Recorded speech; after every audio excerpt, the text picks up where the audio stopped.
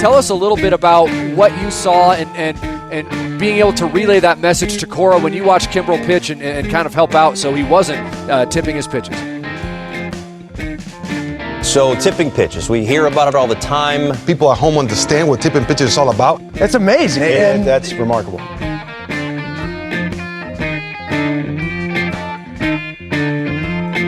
Alex, this is where you say my name too. Say hey, so people know that we're podcasting, so that it's not just me doing a monologue. You know, sometimes it is. Sometimes it is you. Sometimes I step away and let you get it out of your system. Is that right? Mm-hmm. Bobby, just to close the loop, you are one Bob Wagner. You've led me to believe that you are you're taking charge on the cold open today, and that's huge news to me. It is. It is. So I take it away. I wanted to take a load off your back. Okay. You do a lot of work, and then you got big plans today. What are you up to today? This is my cold open. It's just riffing. It's just catching up with you. I'm gonna go see Mission Impossible: The Final Reckoning for a third time. Okay. You're Not laughing. so final, is it? It's the truth. Not so final. No. I'm in Pennsylvania for my father's birthday this weekend, celebrating. And yeah, we've had some nice festivities.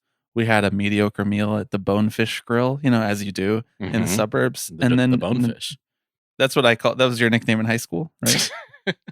Today we're going to see Mission Impossible: The Final Reckoning in IMAX. I'm spreading cinema. You are to the older generations. That's what I do. Right. You are. I think what many people are seeing is the conduit between the younger generation and the older generation. Right. Yes. You're really bridging the divide. I am. Yes. Because I think you can speak the language of both. Right. I can speak the language of what? Gen Z and Gen X / boomers. Right. Like you can say, wow, did you see that Hassan stream? But also that your back really hurts. No, you're thinking of yourself now. Is what you're doing? Okay, all right. You're the one who knows about Hassan streams. I've never even opened Twitch before. Actually, that's not true. One time I did stream on Twitch. Can I tell you about that? Yeah, you did. You familiar with this? Do you know this? Was this for barbecue? No. Okay. Although that makes 2 times, actually. I streamed on Twitch twice. One time I streamed with our friends. Wow. First you were a Redditor. Now you're at the Barbicast. Not a Redditor. Not a Redditor. You're a Redditor. You're a sneaky Redditor. People don't know. Alex posted on Reddit back in the day. No, one time I Twitch streamed with the Barbicast, and another time I Twitch streamed with Alex Goldman and the rest of the Gimlet Union, along with my fellow Ringer Union people, about why we were unionizing and fighting for a contract. That's fun. So it wasn't fun at the time. Well, I was just kind of having anxiety. I was like, there's how many thousands of people watching this live right now? Yeah. Weird times. Is there a recording of it? Can I go back and watch? I don't know how Twitch works. I don't know if there's a recording. You tell me, brother. Another offer on the Tipping Pitches marketing department. What, that we don't have Twitch? That it's our content. It's our wares, right? We're in the business of ware peddling. Yeah, but we don't. That's not what we peddle, though. No, we peddle other things. Was this your cold open? This is not my cold open. Okay, great. I just wanted to read a tweet to you, and then get your reaction. I wanted to read a tweet. A what? A post. Oh, okay. All right. Okay. This comes from Brian at Setupman Brian, who is Thanks, Brian. Wrigley Way podcaster and content creator and formal social media influencer. We'll get into that later, I think. We're all content creators. He has an interaction with Tom Ricketts, one Tom Ricketts that he tweets about. That same Tom Ricketts? The one and only. The control person of the Chicago Cubs, not Pete Ricketts, his brother, who is governor of Kansas. Kansas? You're getting further away every time. Nebraska. There we go. Yes. We need some sort of mnemonic device. Like, I don't know. doing good. I was hoping that it was like a finish each other's sentences sort of thing there. I'll think on it while you read me this post. Okay. All right. Brian is outlining an interaction that he had with Tom Ricketts. And so he says, what's something as fans we don't understand, like from a business perspective? Tom replies that teams lose money all the time and we are just trying to break even. Brian says he was tweeting about this? He tweeted the interaction after he had it. It was like I said this, Tom said this. Oh. So they had the interaction face to face. Yes. Yeah. Okay. He posted a selfie in the reply. There were a lot of people saying this interaction didn't happen. And he's saying, unfortunately it did. It goes on. Brian says, great question. How can I help make that better? What can I buy? Tom replies, just defend us online. See, this, I don't know if I believe that this happened either. You don't. It reads like sarcasm, you know? It does, doesn't it? By the way, I have a mnemonic device for you. Okay. So Pete Ricketts, Nebraska, right? Yep. Pete Ricketts, PR. Nebraska has an N and a K in it. People's Republic of North Korea. Pete Ricketts, Nebraska. Okay. Hey, whatever gets you there, man. I'm not going to question it. Look, we're manifesting that campaign finance scandal. It's going to happen. I mean, we've tried. Funneled through the Democratic People's Republic of North Korea. Okay. Well, so what was the response to this post? It's from who? We're supposed to create it right now. We're supposed to respond to the post. Oh, okay. We're incubating the social media cycle right here. Great. I don't know. A lot of Cub fans were visibly upset. He said that a lot of, as I mentioned, a lot of people were saying there's no way this interaction happened, and he defended himself in the reply. He said, "Unfortunately, this did. Unfortunately, that is exactly what he said to me." He posted a selfie with Tom. I know AI is getting very advanced these days. Is it? I'm only inclined to believe it because of how stupid it is. I appreciate that Tom Ricketts had the self-awareness to know to not say which way he actually preferred you spend money to help the Cubs not lose money. Mm-hmm. Like if he was like, make a sports bet, that would have been a bigger news cycle. If he was like, buy a jersey from Fanatics, go to Ticketmaster or whatever, then that would have been an even bigger news cycle. Mm-hmm. Him just saying like, he's basically doing a bit. Just defend us online. That's how you can help us not lose money. I regrettably have to tip my cap. He said, you know what? Why don't you do something for free? Cyberbully. That doesn't cost a dime out of your pocket. Just get online. Be a little freak in the Cubs replies. That puts dimes in your pocket. That's everything sure. app these days. Well, at least in mine. I don't know about yours. Are you verified? No. No? Are you sure? All your replies are always I hid the blue check. Oh, okay. That explains why all of your replies are always right at the top of Elon Musk's replies on next to everything else. Exactly. You and all the other blue check brigade. Saying, sir, finally, normalize ketamine use. Would you like to make a statement on Elon Musk's ketamine use? Or do you want to save that for the Patreon? I think the work speaks for itself, doesn't it? The work. The body of work that he's put together. The body of work. You keep adding words to this, and I just get more and more curious. What do you mean by that? It's going to be really weird when you show up to the Tipping Pitches meetup with a really conspicuous black eye. Yeah, we got a little heated after the last pod. I said, "No, you won't. You won't lay hands on me." That is unironically the tone with which I baited you into taking a shot at a bar in Boston. Yes, I was like, "Say I won't do it. Yeah. Say you're the one that won't do it," and then you did it, and then you regretted it. I did. Classic situation. Okay. Thanks for that. Thanks for sharing that Tom Ricketts information, and for pushing me to think of a mnemonic device to remember that Pete Ricketts is the governor. Governor of, that's another thing, that he's not the governor? No, he's a senator. What? Was he the governor? He was at one point, right? Yes, I think he was, yeah. Jeez, now I have to add a whole other mnemonic device. since we are remote, and since I have to go see Mission Impossible: The Final Reckoning for the third time, and it's my dad's birthday weekend, we're just going to keep this one short here at the top here. And what you're going to hear for the rest of the episode is a wonderful episode of 3 Up, 3 Down, which recently ran on our Patreon feed. That's patreon.com/tippingpitches, where there are 2 separate tiers that get you access to bonus episodes every other week, twice a month.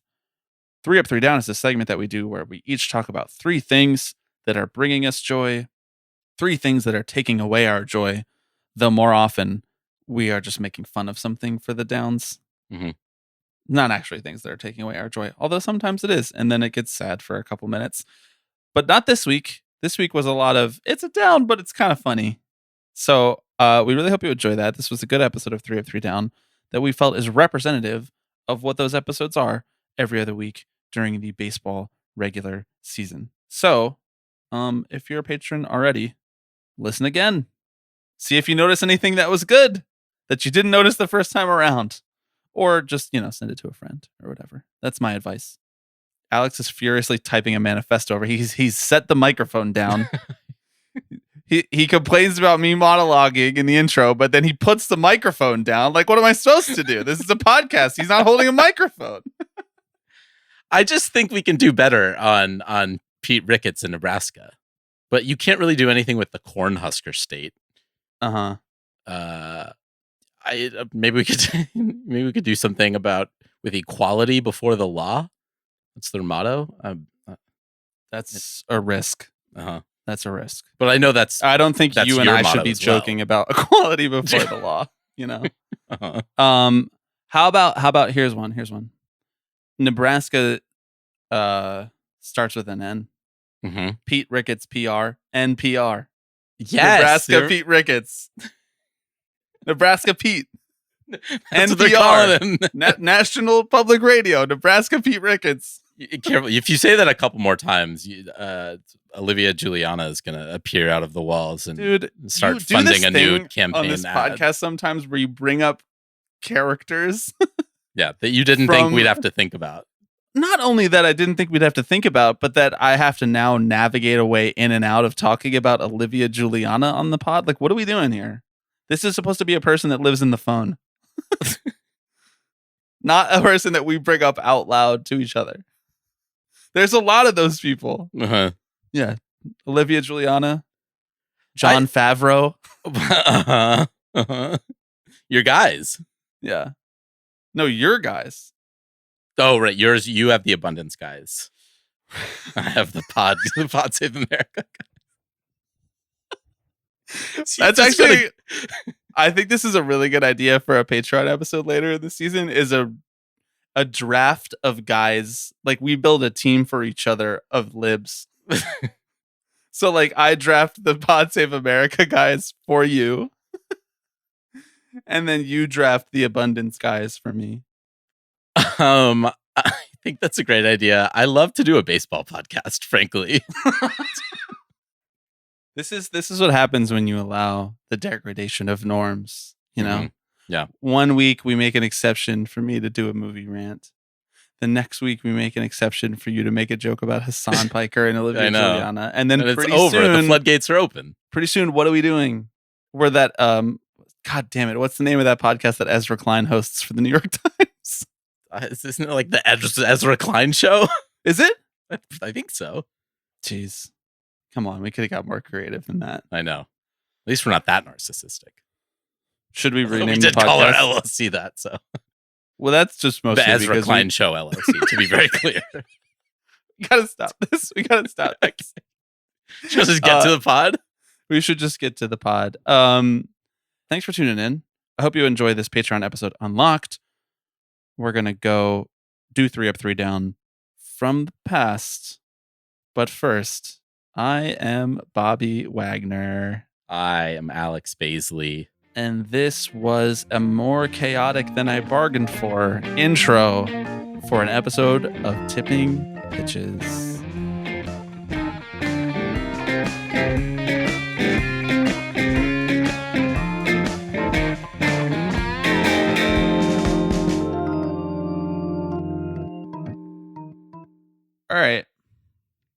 Are you ready? This I'll ever be. How you doing, bro? You look a little low energy. I'm fine. It's a tough day at work. Love when Congress quite literally impacts my day-to-day life. Well, you could Love always being just- like, I'm putting all my eggs in the Senate basket in 6 weeks. you could just become a sovereign citizen and not acknowledge Congress's role in your life. Have you ever thought about doing that? True. Your laws don't apply to me because I can't read. Yeah. You don't have your real ID yet, so you're basically not even a I'm basically off the citizen. grid. As far as I've heard, I thought that one of the funniest thing in our trip to Boston this past weekend, the funniest thing that happened was when I conveyed to you and Kyle, our friend who made the trip with us. Shout out Kyle. When I conveyed that for a brief moment, one of the nights that we were hanging out at the bar, I kind of forgot where we were. Like, I'm just not familiar with Boston. And I was like, where? This is not New York. Where are we? And in my You're brain, like, how far is the L train from here? in my brain, I was like, are we in a foreign country right now? Because like half the travel I've done in my life, honestly, when I'm not in my hometown city, I'm usually in a foreign country. I don't do a lot of like okay, US all right, bougie. I don't do a ton of US travel. That's just more to do about the amount of travel that I do within the US than it does about how often I go out of the country. You don't think this Which is great like- country's good enough for you to see the sights? You think other countries have more to offer? This bit about like the pro-America patriotic Alex is like not as funny and fun as it used to be. What bit? When you say bit? None. I mean, as far as I'm concerned, nothing that has ever been said on this podcast is truly a bit. There's some truth in all of it. There's a kernel of truth to everything we say. Sometimes it's just that, but anyway, I thought that after I said that, the funniest thing that happened was that not only did you not think that that was insane that I said that, even though it was, you followed up and told me that on the way to Boston, it occurred to you, I hope I don't need my real ID to get in. This is who you're working with, ladies and gentlemen. It's true. I heard Michelle Wu was at the city gates turning people away. It's a single file line to get into Right, Boston. exactly. She personally checks her card. Yeah. She's friendly about it, but you better have that real ID on deck. Mm-hmm. Yeah. Hey, man. What's up? What's up? Still basking in the glow of our weekend together. Is that right? Yeah, man. Turns out my coworker was also at one of the games. Dude, same. Okay, good. Same. Not just my coworker, but Amanda Dobbins. Familiar. Yeah. Was at the Saturday game, the And second we didn't game. create content with her. I'm actually legitimately disappointed because she's a sneaky baseball head now. Yeah. I taught her a couple of years ago how to use the illegal streams to watch Dodgers games because she didn't have a Sportsnet login. Feels like unlocking the Rosetta Stone for someone. Yeah. It's okay. We had ourselves a nice time. Yeah, we created plenty of content. We did. Plenty Some of say we content. still are. Some say we still are, Alex. Some say we That- always have been. Everything we've ever done is just content. If you think about it, we were kind of like the proto lifestyle influencers in college, Uh-huh. I'm thinking, but I need you to help me think a little more about that. just our friendship just sort of became the story, We took our Right, friendship, right. we applied it to our job at the student newspaper. We Right. took our friendship, we applied it to this podcast at the student radio station. We were making our life into content before that was even the en vogue thing to do. Would you say we were the it couple on campus? I honestly would say that. We were at least from a business perspective, from the Alex Rodriguez zone, we were the it couple. Whenever No one one was of doing us it would, like us. whenever one of us would show up to an event without the other, like alone, they'd be like, "Where's Bobby? Yeah. Where's Alex? Is he dead? You're right. What did you do to him? You sick freak." That actually is true. That would happen. That actually is what happened. People would be like, I haven't seen you without each other in years. Hey, do you want to do some 3 up, 3 down? I'm itching to do some Are 3 up, you? 3 down. Are you yearning? I've got the itch. I'm yearning. Are you Good word. Are you 10 out of 10 fixing? word. I just want to say Yearning? yearning, great word. Yearning is just so much better than earning. We know this to be true. That's true. Yearning, far more of an asset than earning. Although earning, still a pretty good asset. I agree. This has weirdly become like a linguistics podcast. We just talk about like words that we like way Many more people than are saying. way more than a baseball podcast should. I think that's generous calling us a baseball podcast. It's always so awesome, like talking to just a normal baseball fan and dropping in a conversation like, oh, I do a baseball podcast. Or even worse, having someone else mention, this guy does a baseball podcast. That and is then the worst possible outcome. And then having to be like, if I'm being quite honest, it's not a baseball podcast. We don't talk about baseball. We don't talk about stats. I try as hard as possible to convince people not to listen to the podcast when they find out about it. Yeah.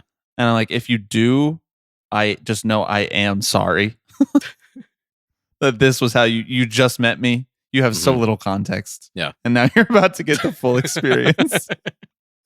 You're about to get, frankly, one thing that I am actually proud of when it comes to the podcast is we are still giving people the dorm room experience. We are still giving people the late night apartment experience, which was the core ethos of this podcast from why it started. It started where we were just talking about baseball players that we liked a lot. Would you say that we were? Would you say that we were talking baseball?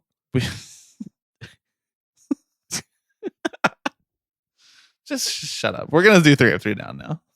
I was trying to do a nice thing. I know you were to talk about how the one through line is our friendship. But I really you interrupted it laugh. to do a fucking joke about John Boy. You sit with that tonight. You sit with that. When you lie down tonight, you think about that. All right. Can we start with ups? Ooh, curveball. We can just start with 1 up if you want, but I need to start with 1 up because one of my ups is a thing that I want to say here on this podcast. I hope all of it's something you want to say here on this podcast. I want us to say early on in this podcast. We're off the books. Yeah, let's start with ups and let's start with you, Bob. Let's start with you.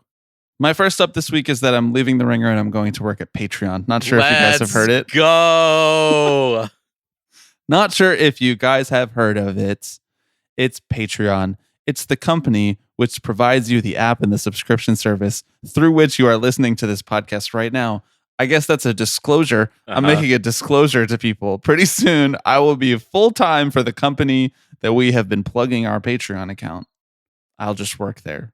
Now, that will have absolutely nothing to do with your experience listening to this podcast, aside from the fact that I will probably be thinking and talking a little bit more about Patreon than I was. But honestly, I was already talking about it a lot to try to get people in the door here over at the Tipping Pitches Patreon. So that's my first up. I'm really excited. I'm pumped.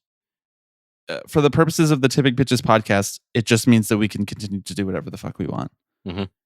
It also means that maybe at some untethered future date, we could do another podcast if we really chose. We could do more whatever the fuck we want. Exactly. More whatever the fuck we want. That's the promise here. So that's my first up. I don't know. Do people need to know that? I guess they do. It does kind of change the whole thing. It's a big change in my life. And this podcast, it does in some ways refract my real life. So it's worth mentioning here that I'm going to work at Patreon. Almost 7 years at the Ringer. Taught me how to pod. Taught me how to create content. Really harnessed the natural talent that you and I have for content creation and audio editing. So, thanks to everybody for the support. Thanks to the folks who have listened to both Ringer pods and this podcast here, who have come from Ringer pods. It means the world that you trust what we're doing here and that you will continue to trust more of whatever the fuck we want to do. That means the world to me. That's my first up this week, Alex. How about it? You sitting there smiling, knowing how long in the making this has been.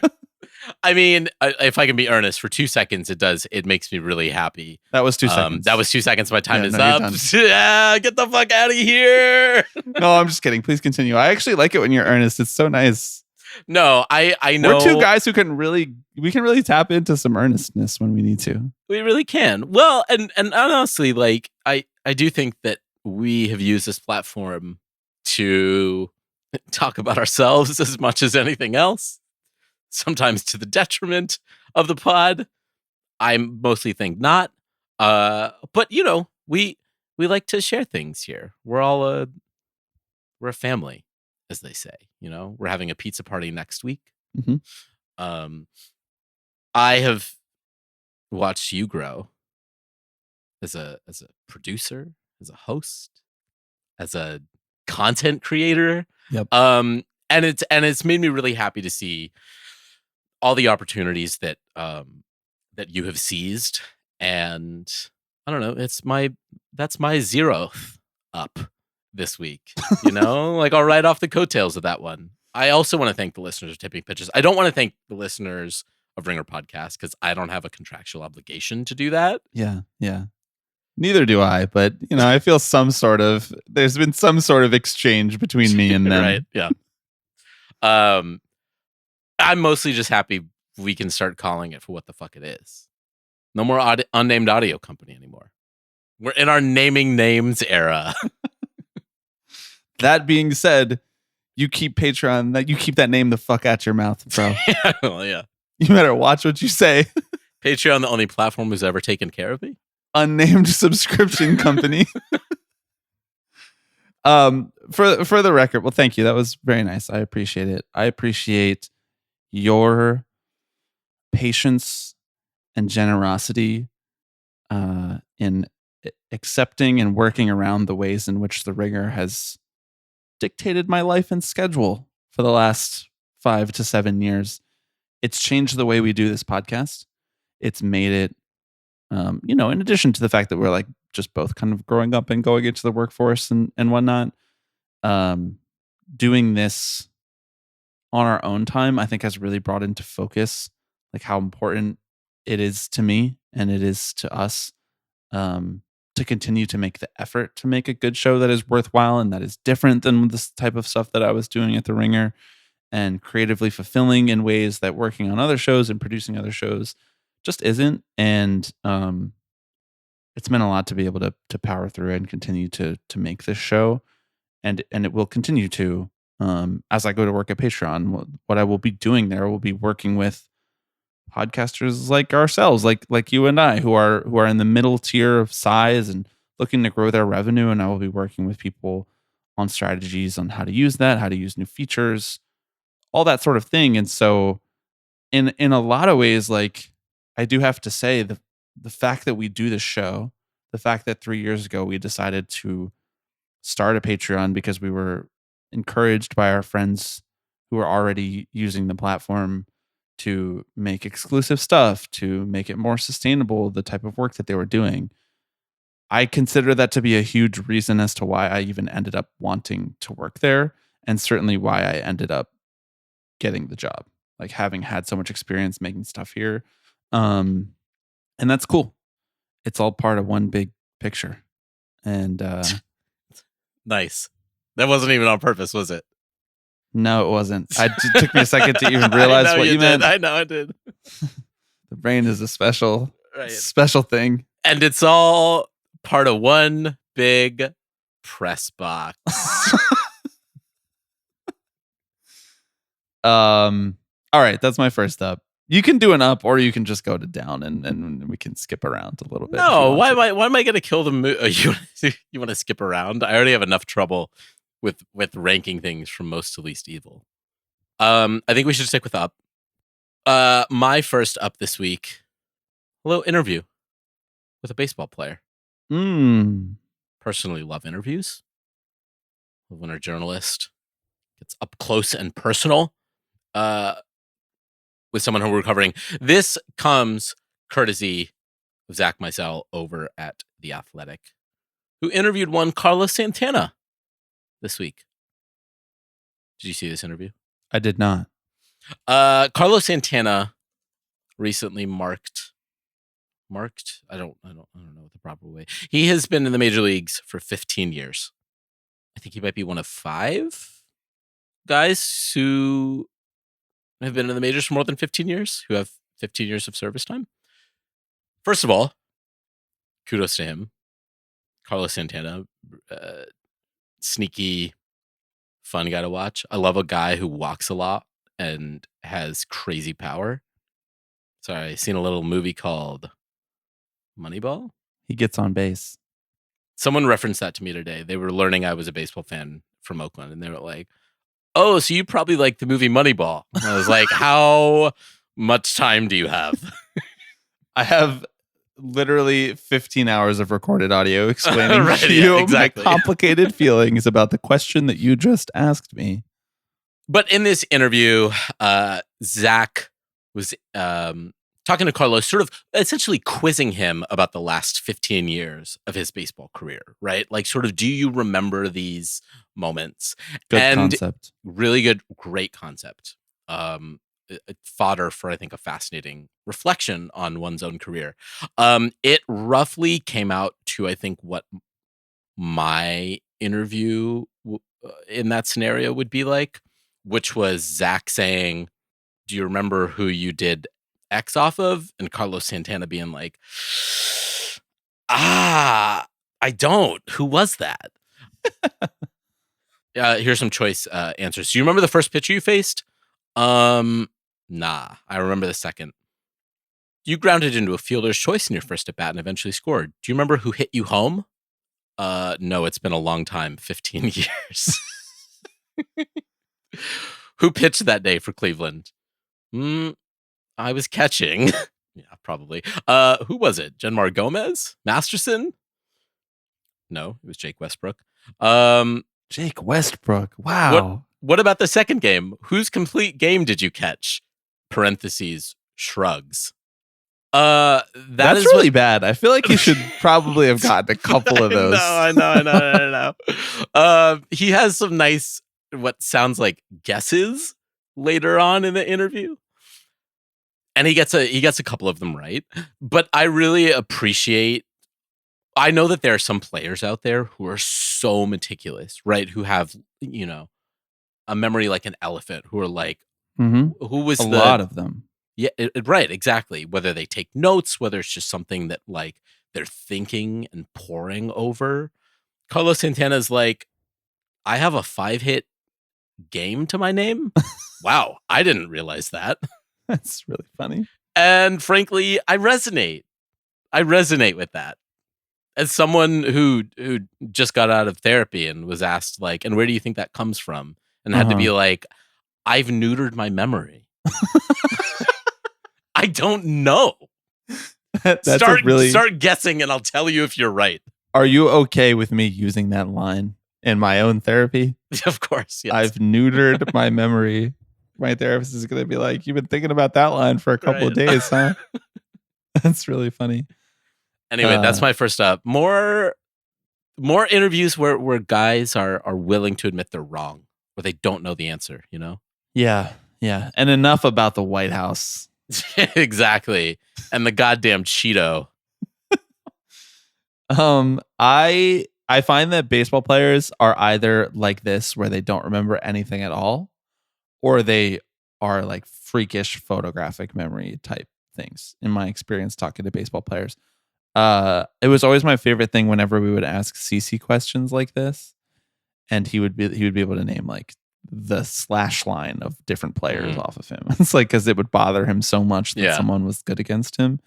I used to find that to be so fascinating. Okay, are you ready for my second up? I am. We got an email from a listener named Jacob today with perhaps the single most me thing that's ever been sent to us. I saw this. Jacob sent us something from the Tigers Giants broadcast this past week, in which they were talking about how Tigers utility man, he plays second and first, Colt Keith, is apparently a major cinephile who keeps a continuously updated list of his top 100 favorite movies on IMDb based on 5 or 6 criteria. We don't know if he has a Letterboxd. We don't know what that username might be. But Jacob was nice enough to send us 2 screenshots from the broadcast. The first screenshot is Colt Keith's criteria for rating movies. Are you ready, Alex? Mm-hmm. Plot. Good. Acting. Wait, it gets better. Cinematography. Nice. Character development. Uh-huh. Pacing. Sure. And here's the sixth one. Comedy, parentheses, if applicable. First of all, I love a guy or gal with a philosophy about how they judge movies. I think there should be a healthy balance between vibes versus like categories like this, where how you feel about a movie and how you would put it in a list is not just as simple as like putting it in a rubric and seeing what number it spits out. Mm-hmm. If it tells you that a movie is whatever higher ranked than another movie that you just have loved more your whole life, you should let your heart speak. But I like that he at least has charted a course for himself here. He has these 6 categories: plot, acting, cinematography, character development, pacing, and comedy if applicable. Comedy if applicable. Comedy if applicable. I struggled to wonder how else you could judge a movie. Those are just some of just the named all aspects the of a things. movie. I mean, like, say a little more about what factors into how you rate it based on those categories. I don't know. Now, let me read you, Alex, a couple notable installations in the Colt Keith Top 100 IMDb list. Please. At 100, we have Four Brothers. A lot of guy movies on here, you'll notice. At 87, Holes. Mm-hmm. Let's go. 83, Wolf of Wall Street. 63, Superbad. 59, Step Brothers. 44, Moneyball. 37, Pulp Fiction. 25, Silence of the Lambs. Now it's getting interesting. 21, 300. Because of the comedy, probably. No, it's only if applicable, bro. It's only if applicable. There's no applicable comedy in the movie 300. On any of these, really, except for maybe, that's not true. Superbad and Wolf of Wall Street. And Step Brothers. Bad take that Step Brothers is better than Superbad, but we can debate that off air. Number 13, Shawshank Redemption. Number 12, Inception. Number 5, No Country for Old Men. Number 4, Django Unchained. Number 3, Nightcrawler. Legendary. Number 2, Seven. And number 1, Colt Keith's number 1 movie of all time is Prisoners, directed by Denis Villeneuve. I don't know what to make of this list. Honestly, 300 is on here. Wolf of Wall Street at 83. Holes, 4 spots behind Wolf of Wall Street. No Country for Old Men, a genuine masterpiece in the top 5. But then outdone by Django Unchained, which is 33 spots ahead of Pulp Fiction. Like, what is happening here, bro? What is this? What is this list? It's incredible, is what it is. And actually, frankly, you know what it really is incomplete. My bone to pick is with the broadcast crew Just who for not decided dropping all 100. for not just dropping the top 10. Sorry that your viewership is not going to know the Italian indie film that Colt Keith has in his top 10. But that's not for them. You know? I'm really curious what 6 through 11 on his list is. You think he's going like Italian B movies? Like, you think he's rolling in here with Profondo Rosso? Yes. Based on what? The fact that Shawshank Redemption is 13? Based on the comedy. Based on the comedy.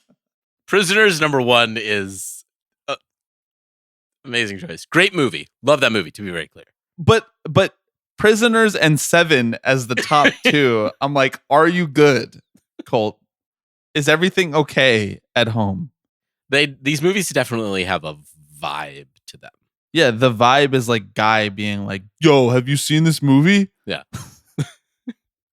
But again, that's you why you could put someone saying, yo, have you seen, before every single movie on this list, and it would sound right. Yo, have you seen Nightcrawler? Right. Yes. Yo, have you seen 300? But again, that's why I want to give the man named Colt the benefit of the doubt here. It's not just Colt, it's Colt Keith. Colt Keith, right? Is he a full name guy? Like, he's not just a Colt. He's Colt Keith.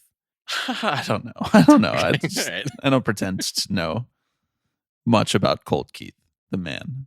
Where does this list reside? It's apparently on IMDb, but you can't Google it.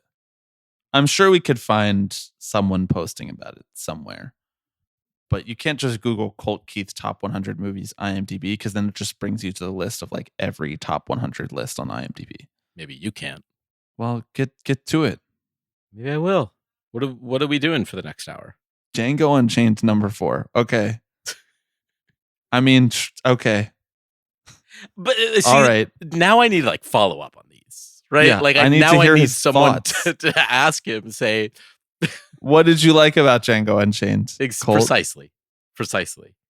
What is the delineating factor, like based on plot, character development, cinematography, acting?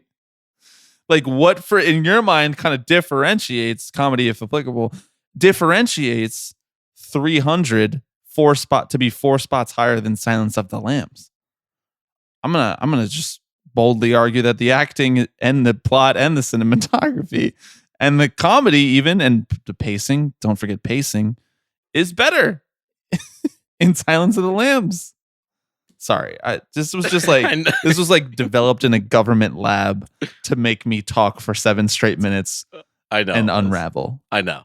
So I did it. I'm glad you did that. Something tells me this will not be the last time that Colt Keith, that his movie preferences are discussed on this here podcast.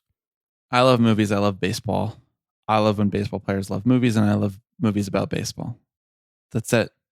Look, I'll just say, Colt Keith, 785-422-5881. I know technically you are a starter for the Detroit Tigers, but you got off days. Hit our line. We could drop Colt Keith the Riverside link. I'm cool with that. He could come on. Any baseball player can come on and talk about their favorite movies. That's just my solemn promise to you. That's true. No questions asked. Listeners of the podcast. All right, what's your... I don't care what your rating system is. What's your second up? My... well, I guess this is a reasonable enough segue. My second up is that there are baseball players who read. In fact, the Nationals have started a little book club. Okay. I have to commend Trevor Williams for branching out from the Bible. I know it's a big step. The Nationals. It's Lord of the Rings, right? Or it's The Hobbit. Yeah, it's not that big of a step from the Bible, if we're being honest.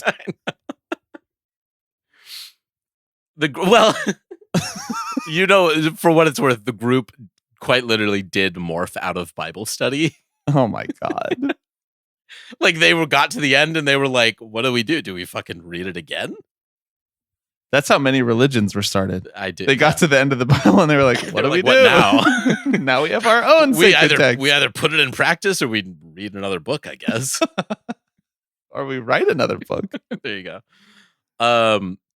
Yes, they just finished The Hobbit, moved on to the Fellowship of the Ring. Once again, 785-422-5881. Open invite to anyone on this list. Josh Bell, if you want to come on and talk about the pacing of The Hobbit. Not the acting. Not the acting. That movie, if there's comedy in there, stinks. I haven't seen it. All 3 of them. They split the Hobbit book into 3 movies, Alex. 1 book, 3 movies. That's a sign. That's a sign that you're doing too much or that book does not deserve to be made into a movie. That's my take. That's a good take. You know what the second Hobbit movie is called? No. The Desolation of Smaug. Oh, right. Too hob, too bit. We should... bad joke. 5 out of 10. We should basically just be thankful that they're reading something besides Harry Potter. Yes, that's kind of my take on the whole situation. I know. The bar is really low. Trevor Williams says it was kind of his goal to get his teammates thinking beyond baseball. In fact, last year the group mostly focused on books by C.S. Lewis that dealt with, would you believe it, religious themes. That literally is the Bible. I know. The Lion, the Witch, and the Wardrobe is just the story of the Bible. Holy shit. Really funny to see adult baseball players being like, how do I branch out from the Bible? I'll read the Chronicles of Narnia. Dude, they're just trying to get ready for Greta Gerwig's interpretation of the Chronicles of Narnia. That's true. They're I'm just ready. trying to support women in film, dude. I don't know why you're on their case. Where do you think that movie will ultimately rank on Colt Keith's? Do you think it's going to crack the top 100? I could tell you a more informed answer if I knew all of the gaps in Colt Keith's top 100. If I knew if any of them included perhaps maybe Lady Bird, right? Perhaps Little Women. I would guess no, based on the films that I've seen. You know, not a single woman here, Colt. Not one of them. Not even a woman character. Yikes. It's actually impressive how few women are involved. Really the one woman on this list is Clarice. Okay. All right. Good pick. Do you want to do your third up? Yeah. No, I think we should switch to my second down real quick. Okay, all right. No. I'll do my third up. My third up comes to us from a tweet by Liam Fennessy, who is one of the best posters on the baseball internet right now. This tweet reads as such: 464 and 464 since winning the 2018 World Series. We've done it. Finally, pure mid. The meme of the man holding up the vial. Mm-hmm. Finally, pure mid. This tweet, of course, is in reference to our Boston Red Sox, Alex, who have gone exactly 464 and 464 since winning the 2018 World Series. There's something weird going on in the Matrix in that the Red Sox can only be 500. They cannot be terrible. They cannot be good. Yeah, there's something. They cannot get more than Lansdowne. 5 games away in either direction. Yeah. From 500. They truly are genuinely mid. I don't know how this is possible, but I appreciate Liam's great work chronicling the midness of the Red Sox. It just makes me laugh. He fires off one of these every couple weeks as a sort of refresher. And I've never gone back to like check any of them. You know, I take them at face value. No. I assume he would never lead us astray. It's At not least really lead you about and I whether astray. it's true. It's about Right. whether it's funny. Exactly. That's true of this podcast as well. Exactly. And the 2018 World Series team, by the way, one of the best teams in baseball history. So they went from that, like 110 wins. I think they actually won 108 games that year, trounced through the playoffs, beat the Dodgers in 5, right? In the World Series, and raised the trophy. And then since then, against all odds, the weirdest route to becoming a 500 organization possible. And we got to bear witness to that the other day. And frankly, they did look exactly mid. They were not good. Yeah. But they weren't Maybe really slightly that below bad. mid. That's my third and final up. What's your third and final up? I got to bring it back. One of the bits that we that was a mainstay, you could say, of the early days of this pod, the yesteryear of tipping pitches. What if baseball is more like basketball? My up and my question to you, Bobby. Okay.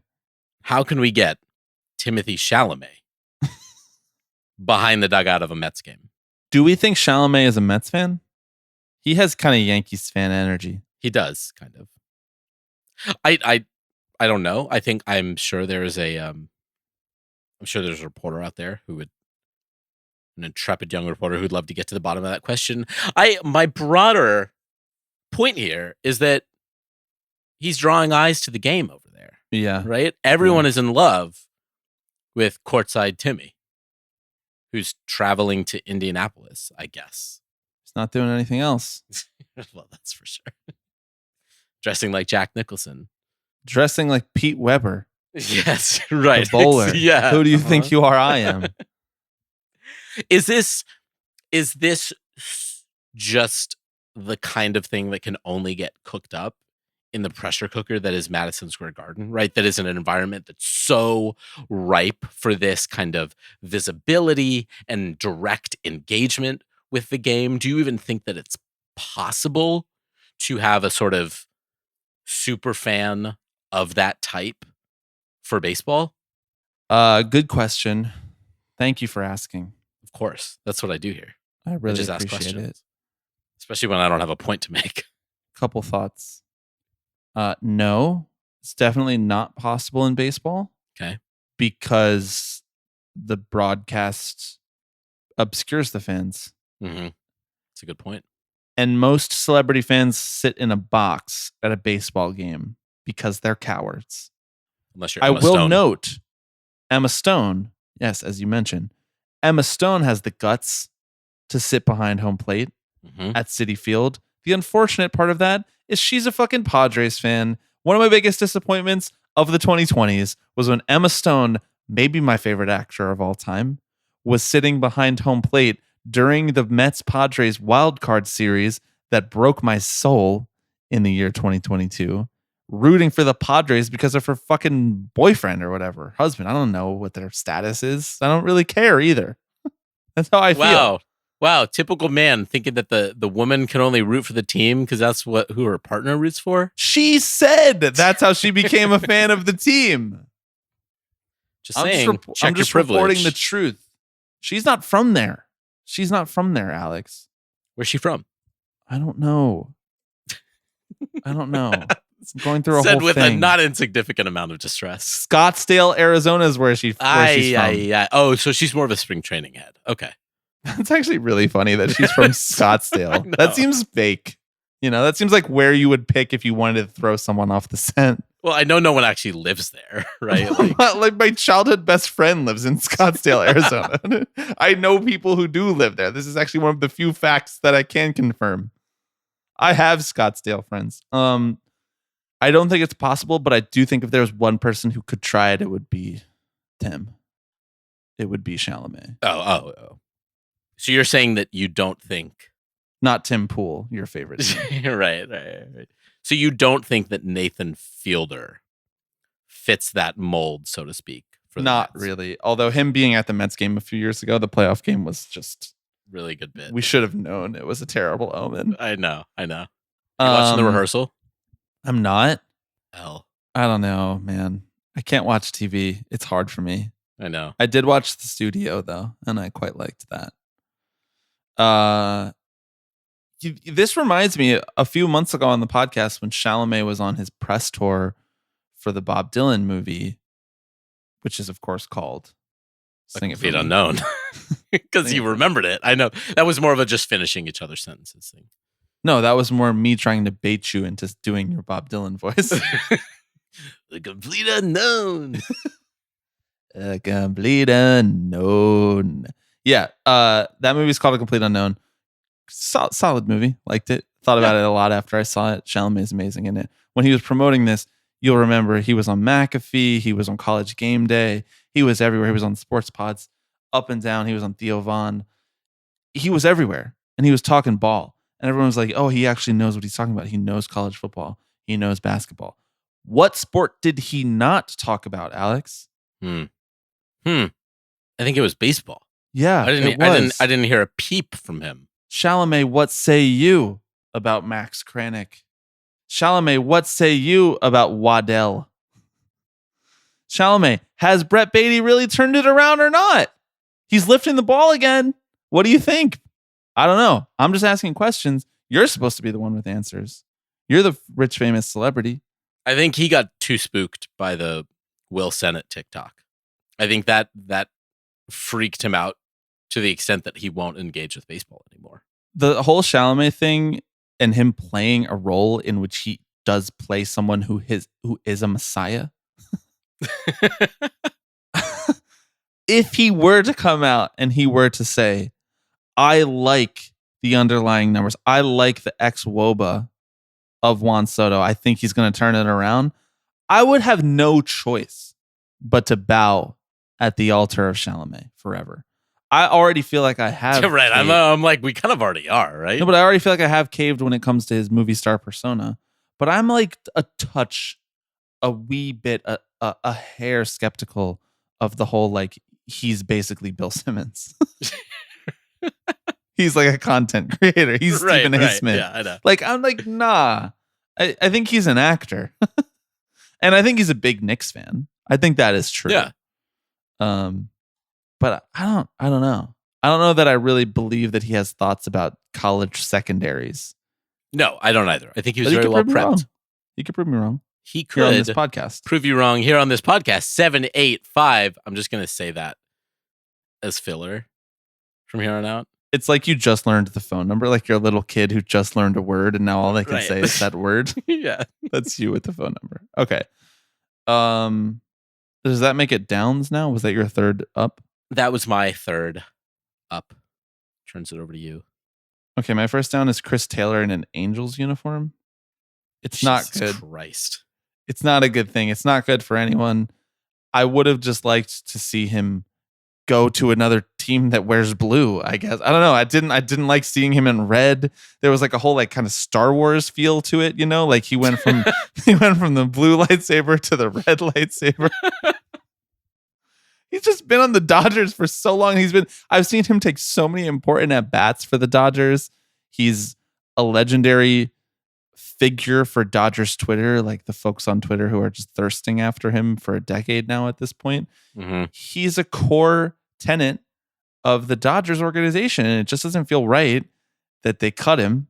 Number one, I mean, I understand it from a baseball perspective, but that then he would have to drive the 34 miles down to Anaheim. Uh-huh. It's debasing. It's unfortunate. He should just be on the Tigers or something. I don't know. I don't know. Or he should have just retired. That's my take. It's sad. It's like He's got it's it. like we got to get him out of there, you know? Like the Roman Roy thing. Like, is he in there? Can we get him out? That's me about the Angels clubhouse with Chris Taylor. Great take. He's got a little bit of like a Jeff McNeil vibe. Like outside of a Dodgers uniform, I'm like, you're not Chris Taylor. You're just another utility guy. Yeah. Neck beard. It's the neck beard. It is the neck beard, actually. And the piercing eyes. All right. But if I'm being quite honest, I never really thirsted as much over Chris Taylor as other folks. I did think he was slightly overrated. Yeah. People love eyes, though. I don't know what to tell you. I always just thought Chris Taylor looked like David Roth, which, like, okay, David Roth, perfectly nice guy, handsome guy, okay. But he just looks like David Roth. I'm never going to be able to unsee that. My first down is the goddamn motherfucking Yankees.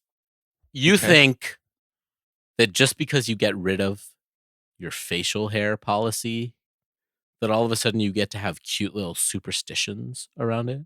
Hmm. The Yankees have a superstition, so I hear, that they don't have to shave unless they lose a series. All right, man. Personally, I know I could let people enjoy things, but this feels like it's trying a little too hard.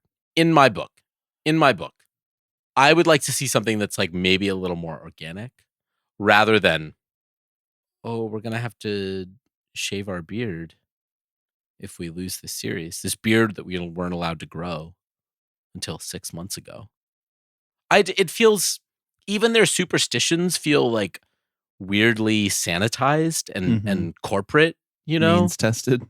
Right, exactly. Like this is the closest We got some approximation you could means-tested come bits. up to a rally sausage or whatever. Oh, you guys aren't gonna shave. That's crazy. You know, it's the girl with the potato chip bag on her head. You're like, whoa, guys. Yeah, Don't get too talk about frisky out things I'm there. never going to be able to unsee is the Yankees as the girl with the bag of potato chips on her head. She's so crazy. I love her. I just think it's really funny that we're having stories written about how like the Yankees have their first facial hair superstition. Okay. I thought that the beards were supposed to be well kept.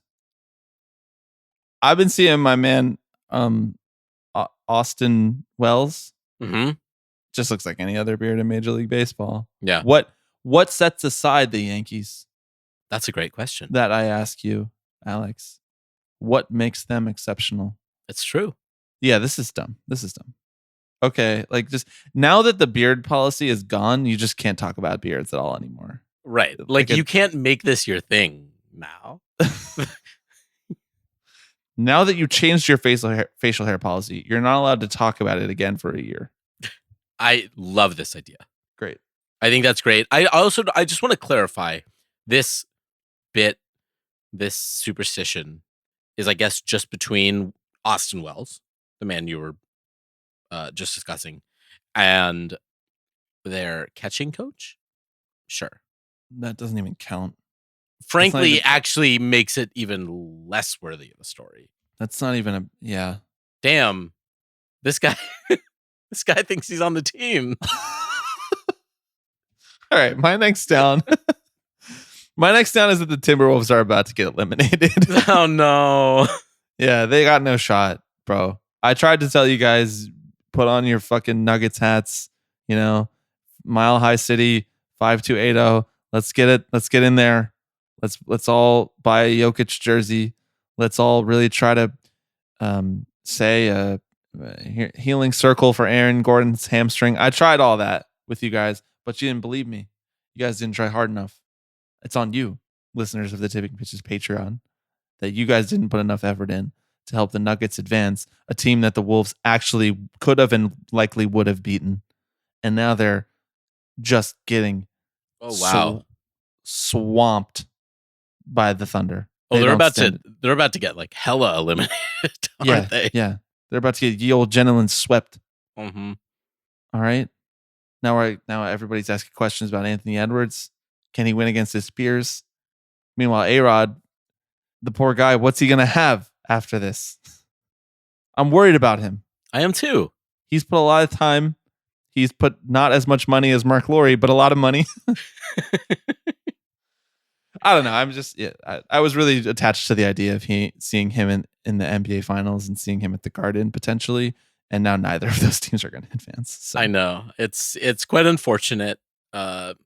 So far, no updates from 11 hours ago since he posted a photo of the court with the little OKC tag. Yeah. He's not posted about basketball since. He posted a YouTube short about a workout that hurts his hand. I did see that one. Yeah, yep. And a little photo with David Letterman. So he's got some irons in the fire. He's making moves. He's making deals. Okay, what's your next down? My next down kind of doubles as an up because for me personally, it's kind of funny. But I also recognize that, like, for the careers of the individuals involved, it is not. Okay. I just think what's happening with the Red Pete Sox Hegseth. right now, yeah, It's just a shame. Where? Why? He hasn't even been in the news for a week. Where'd you pull that name out of? I don't know. He was just the first Trump cabinet person that I thought of that was like definitely not going to make it beyond this year. The Red Sox kind of backing themselves into a corner with having Rafael Devers DH and then immediately losing all of the guys who can play any of the positions that he conceivably could step into is, of course, objectively a bummer for the Red Sox and their fans. Of which they just got Alex 2 more. Bregman. That's right. And Tristan Casas.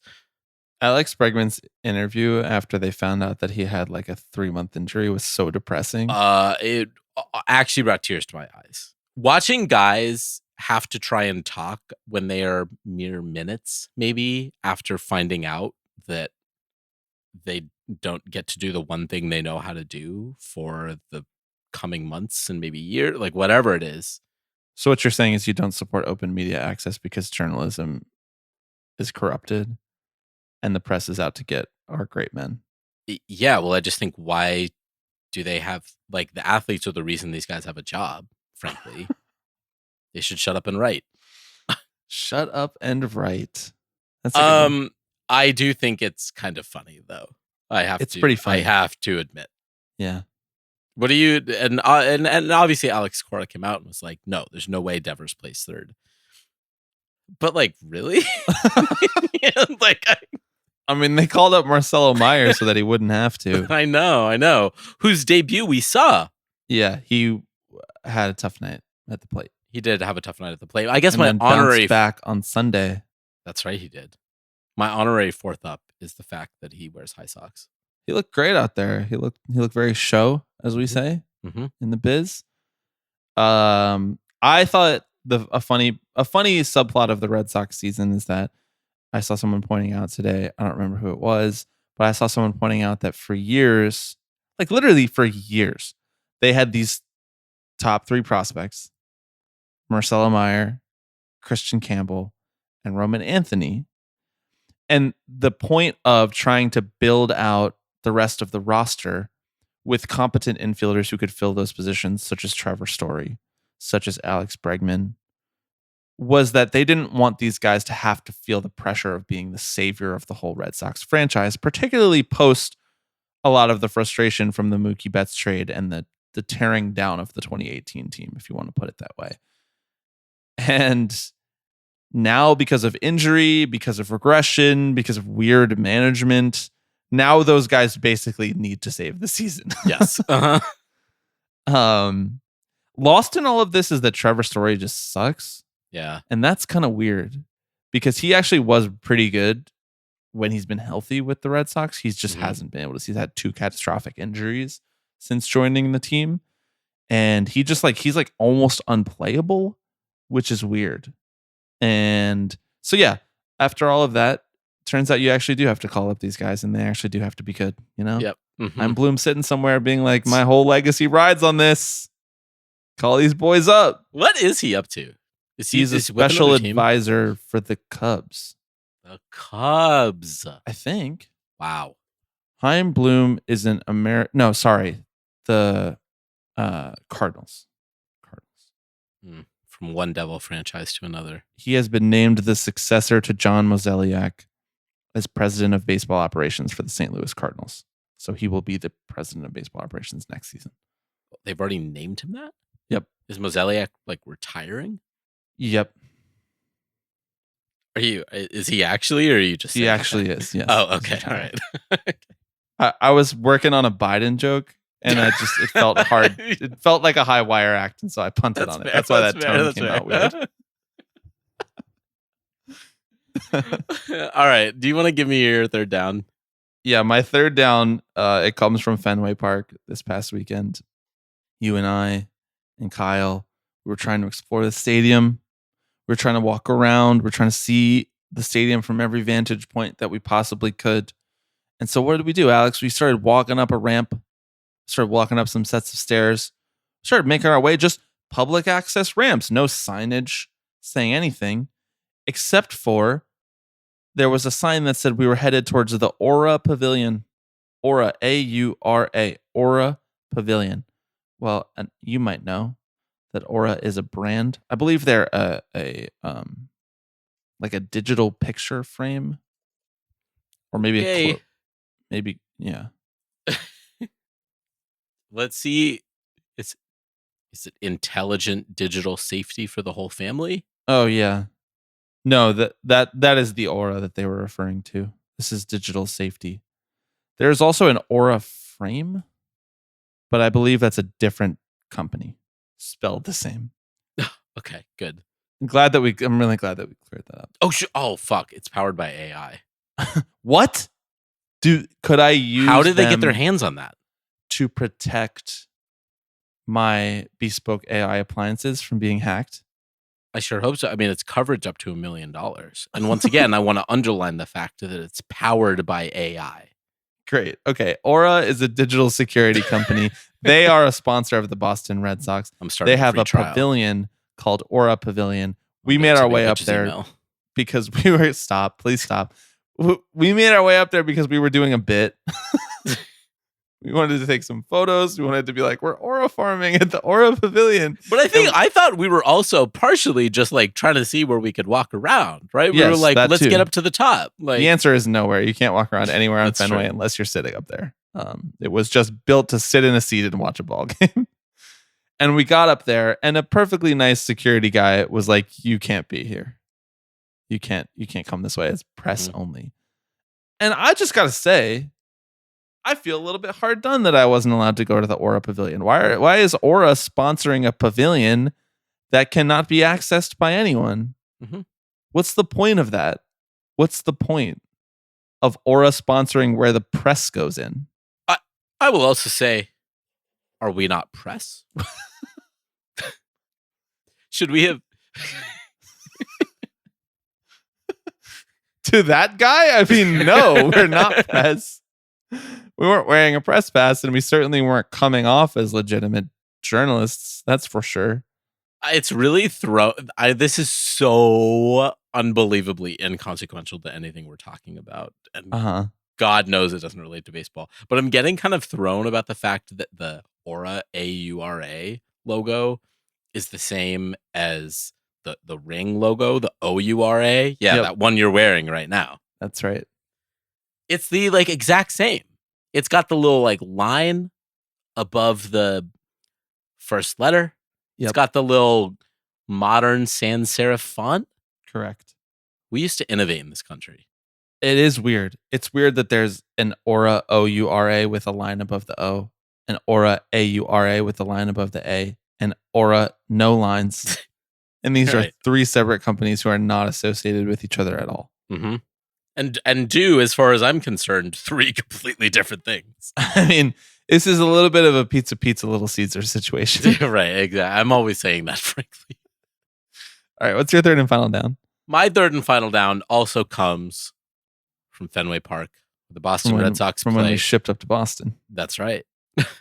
I don't think we did enough of those jokes on Sunday's pod. On Monday's pod, if I'm being quite honest. I can't remember Monday's pod. Okay. That's I've done like 4 pods since Would then. you say that your memory is neutered? I couldn't even remember that bit from Okay, earlier in good. this pod. My final down, frankly, I would like to. I alluded to this earlier that we're naming names. We're in our naming names era. I'm going to name some names right now. Okay. Jake Mintz and Jordan Schusterman. Great. I always support calling out the frauds over at Cespedes Family Barbecue. I'm just calling them out because they ghosted me. Look, they got a little running bit that they're doing. I love a running bit about arbitrary statistics. Yeah. And we saw a great one. I thought one for the ages at Fenway Park. I shot them a little text. I said, "Hey guys, for your consideration, here's an arbitrary stat for you." You know what they did? Not a fucking thing. I have a pro tip for you. Yeah. If you want Jake and Jordan to see something that you text them, just text it directly to Jordan. Okay. I mean, I do feel a little Jake bit... is a wild card. Jake has like 800 unread texts. Right. Well, this is what I was going to say is like, it feels a little bit like the pot calling the kettle black. Like I don't know how much I can critique someone else for not responding to a text. Yeah. But I just, in the service of content, I thought that maybe we could bridge our misunderstandings for the greater good. You know what I'll do right now? I'm going to read it to you on the pod. I'm going to read you that arbitrary stat. Please do. I want to say for the record, by the way, before you read that arbitrary stat, which I think should be we should really wrap this pod up after you read that arbitrary stat. It's a really high note to end on. I think Jake and Jordan are afraid. They're afraid to come into the marketplace of ideas with us. Mm-hmm. They're afraid they're going to have another John Means David Peterson situation on their hands, frankly. Exactly. No, they heard it go down here and they said, too much for us. They briefly for a little while were in the marketplace of ideas, and then they decided to vacate the marketplace of ideas before we evicted them from it ourselves. Exactly. Their cup runneth over. I actually if you don't know what go that fast, go alone. Go. And if you want to go far, go with Jake Mintz and Jordan Schusterman away from the marketplace of ideas. And if you want to ship up to Boston, Bobby, you listen to Wilyer Abreu, who, wouldn't you know, is the first Red Sox with 10 home runs, 25 RBIs, and 20 walks in their first 40 games since 2021. What? What? These are the words I believe that I were counted broadcast. 6 qualifiers. Uh-huh. Red Sox is a qualifier. Right. It was If I would say first is a qualifier too. No, well, that's just like that's. Okay. I don't think so. Red Sox. Yeah. Red Sox is a qualifier. 10 home runs, 20 RBIs, 25. 25 RBIs. Otherwise, that changes the answer. 50. I didn't. 20 walks 20 walks in their first. in their first 40 games. That's Right. 5 qualifiers. But do you Since count 2021 is the exactly. 6th. Yeah. 6 qualifiers. That's not a good stat. It's a great stat. I And frankly, agree. one that I don't think deserves to grace their Twitter feed. Their X the Everything app feed, which is why we share it with you, the listeners here on Tipping Pitches on 3 Up 3 Down. Yeah. Next time we have them on for overrated or underrated, we can say overrated. Your guys' chronicling of strained stats. Yeah. Overrated, or at the very least, incomplete. A glaring omission. Overrated. Your confidence in John Means. Underrated. My confidence in David Peterson. That's for sure. I had a conversation with a friend of a friend. Actually, someone that used to work at WNYU when I was working there. I was hanging out with him last night. Wait, you went to NYU? Did you know Carly Kloss? Yeah. Did you But know only Dylan through my Sprouse? connections to the Kushners.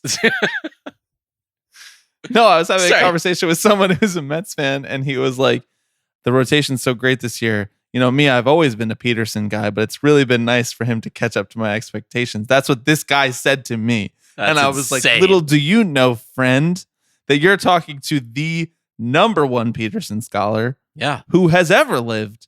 Mhm. I've staked my whole life and career on David Peterson's performance. Yeah.